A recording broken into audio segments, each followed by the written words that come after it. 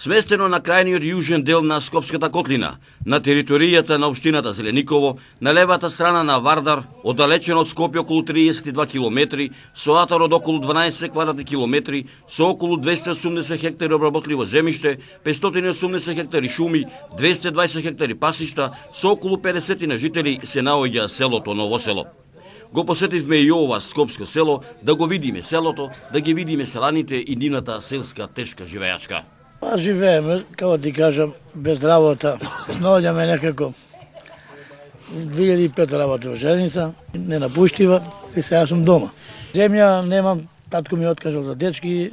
Земја немаш, на работа не си? Жената што вади и па што зема цел ден ќе работи за 400 денара.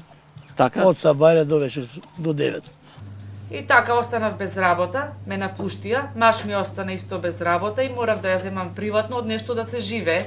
2 ќерки имав, ги школував.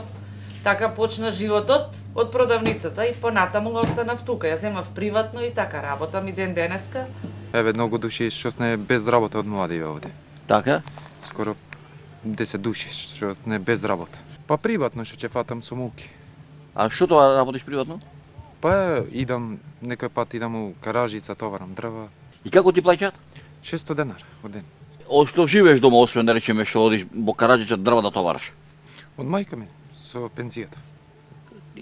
Колку пензија земаш да речеме ако мајка ти? 7000. И ви стасува? Не стасува што ќе стасува. Колку ти треба да речеме отприлике вака пари месечно за да поминиш? Ти си млад човек да речеме. Абе, да кажам, ако испаѓам многу пати, треба на 1000 денара на едно испаѓање. Вересија зимаме, немаме толку пари да па зимам по 50 кила некој пат по 25 кила, така. Што поработуваш вака во село? Ништо, само едно бавчинче. Еу, ти немате земја? Па имаме земја, ма нема кој. Мажот е мој оболен. Така? Се правиш операција, не гледа. И старија, 80 нагоре години има. Задоволен сте од продавачот? Таа ако не ќе умреме за јадење. На вересија пиши, кој ќе дојде да тварите тогаш дај. За 25 години сум тука во оваа продавница. Луѓето и кога имаат и кога немаат, јас сум тука да им помогнам. Може ли да се живее во село, во Ново село? Видете, на време во ова село, значи, не постоело ни автобус, ни пат, ништо. Било одсечено од се.